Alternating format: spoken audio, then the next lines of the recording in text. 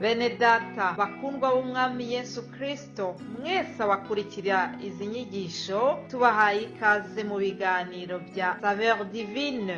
Ibi biganiro mu bitegurirwa n'abavugabutumwa bwiza batandukanye, akaba ari umuhamagaro ugendera ku ijambo ry'Imana byanditse mu gitabo cy'ubutumwa bwiza uko bwanditswe na Matayo ibice 24 umurongo wa 14. Kandi ubutumwa bwiza bw'ubwami buzigishwa mu isi yose ngo bube ubuhamya bwo guhamiriza amahanga yose, nibwo imperuka izahera ko ize. Ibi biganiro mubikurikira ku channel ya YouTube yitwa Saveur Divine. Tubifurije kugubwa neza. Imana Data ari nayo so ibaha umugisha.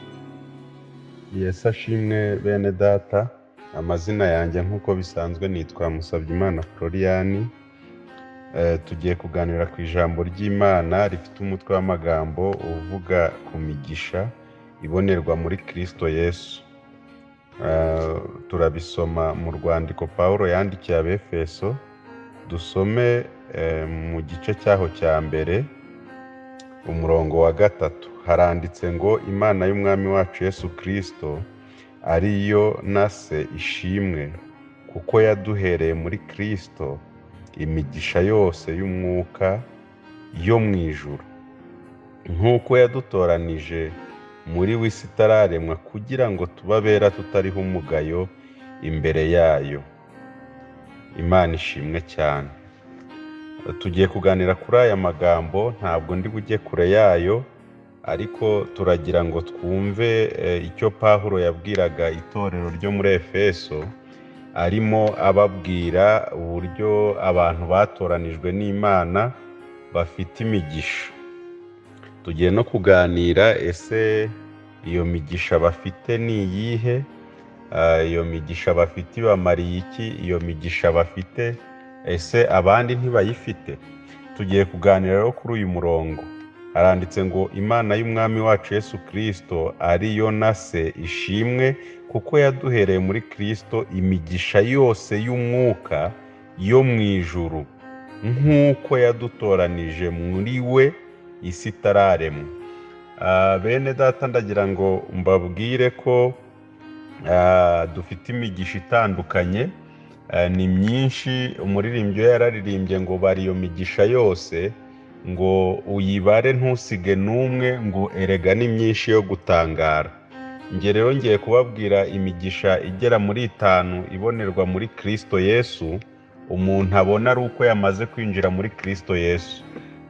Bibiliya itwereka ko umuntu wese ubyawe n'umugore arama igihe gito, ndetse nacyo cyuzuyemo umuruho, ariko ndagira ngo mbibutse ko hariho no kubyarwa ubwa kabiri, ari byo Bibiliya itubwira ngo umuntu utabyawe n'amazi n'umwuka ntashobora kwinjira mu bwami bw'Imana.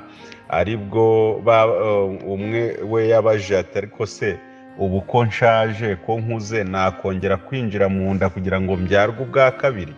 Aramubwira ngo ntabwo ari ukwinjira mu nda, ahubwo ni ukubyarwa n'amazi n'umwuka. Kandi Bibiliya ikatubwira ngo abari muri Kristo Yesu baba bahindutse ibyaremwe bishya, ibya kera biba byibagiranye. Bivuga ngo haba haje umuntu mushyashya. Iyi migisha rero igaragara hano mu Befeso Pawulo yavugaga, yari imigisha y'abantu bakiriye Kristo nk'umwami n'umukiza w'ubugingo bwabo.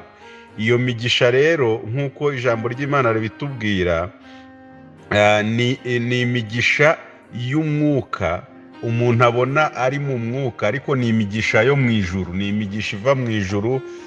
Ngiye kubaha umugisha wa mbere, ni umugisha wo kuvugana n'Imana. Abantu benshi baribaza batese, koko Imana ivugana n'abantu? Ese ivugana na bite?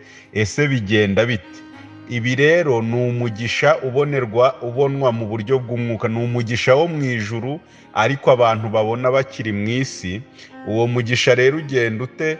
Bibiliya iravuga ngo icyakora abamwemeye bose bakizera izina rye, yabahaye ubushobozi bwo kwitwa abana b'Imana. Abo rero ntabwo babyawe n'ubushake bw'umugore, ahubwo babyawe n'Imana. Abo ngabo rero bamaze kubyarwa n'Imana, Imana irabaganiriza, Imana irabavugisha, nibyo Yesu ajya kujya mu ijuru yasize abwiye abigishwa, arimo abasabira ku Mana. Yarababwiye ngo ntubavane mu isi ahubwo ubarinde umubi. Aranabaganiriza arababwira ngo ni byiza ko ngenda kugira ngo umufasha azaze, kuko uwo mufasha azajya yenda ku bya Data akabibabwira bitari byaba. Dufite umugisha wo kumenya amakuru y'ijuru, icyo ijuru ridutekerezaho turi hano mu isi, tukamenya umugambi w'Imana ku buzima bwacu, kandi uwo mugambi tukawumenya turi hano mu isi. Uwo rero ni umugisha utabonwa n'abantu bose, kiretse abantu bari mu mwuka, abantu bari kumwe n'Imana, abantu begeranye na Kristo cyane. Abo ngabo nibo babona umugisha wo kuvugana n'Imana, kumva ijwi ryayo. Ukaba uri mu bantu ukumva Imana irakongoreye ngo wowe vamo wigendere. Ndagira ngo mbabwire ko uyu mugisha niwo Pawulo na Silasi bakoresheje bava mu nzu y'imbohe. Bari bafungwanywe n'izindi mfungwa ndetse barinzwe n'abasirikare, ariko abari babarinze uyu mugisha ntibari bawufite. Uyu mugisha rero utambutsa abantu aho abandi bari, aho abandi bari gupfira urahagutambutsa, kumva ijwi ry'Imana. Umugisha wa kabiri ubonerwa muri Kristo Yesu ni umugisha w'amahoro. Yesu yaravuze ngo mbasigiye amahoro, kandi amahoro mbasigiye si nk'ay'ab'isi batanga. Ab'isi nabo batanga amahoro, ndetse rimwe na rimwe iyo yaguhiriye ugira ngo uyakomfonda n'ay'ijuru, ariko ijuru rigira amahoro atandukanye n'ay'isi. Aya mahoro niyo yafashije umugaragu w'Imana Stefano bamutera amabuye, umutima we wuzuramwo amahoro menshi, agira icyifuzo cyo kubasengera abarimo bamugirira nabi. Aravuga ngo Data ubababarire kuko batazi icyo bakora. Aya ni amahoro yari mu mutima, yari yuzuyemo umunezero, yari yuzuyemo ibyishimo. We ntabwo iyi mibabaro yigeze imukoraho, nubwo ababigiragamo uruhare bari bazi ko we yapfuye, ariko ijwi rye ryarabatangaje cyane, kubera ko ntibakekaga ko yavuga iryo jambo mu mibabaro yari afite. Impamvu rero ituma abakiranutsi cyangwa se abazi Imana bavuga aho batagombaga kuvuga cyangwa hatungura abandi, ukabona araseka yagiye gushyingura, araseka bamwirukanye ku kazi, arakubwira ngo ubuzima burakomeje. Ayo ni amahoro ava ku Mana. Ayo rero abari muri Kristo Yesu nibo bayatunga. Umugisha wa gatatu uva muri Kristo Yesu twahawe mu buryo bw'umwuka ariko uba mu ijuru, ni umugisha wo kuzabona Imana. Bene data, ndagira ngo mbabwire ngo Yohana yarabivuze, aravuga ngo bakundwa, ubu turi abana b'Imana, uko tuzasa niko kutarerekanwa, ariko icyo tuzi ni uko Yesu niyerekanwa tuzasa nawe, kuko ari twe tuzamureba uko asa. Umugisha wo kuzabona Imana, umugisha w'ubugingo buhoraho, ni umugisha tubikiwe muri Kristo, kubera ko yaravuze ngo abanjye nabaciye nk'uca imanzi mu kiganza. Uwo ni umugisha wo gucibwa mu kiganza cy'Imana, kubikwa mu bwihisho bw'isumba byose. Uwo ni umugisha wa gatatu. Umugisha wa kane ubonerwa muri Kristo Yesu ni umugisha wo kurama. Bene data, mu Mana habamo kurama, kuko ibyaha birakenyura. Umugisha rero Yesu atanga uri mu ijuru mu buryo bw'umwuka ni umugisha wo kurama.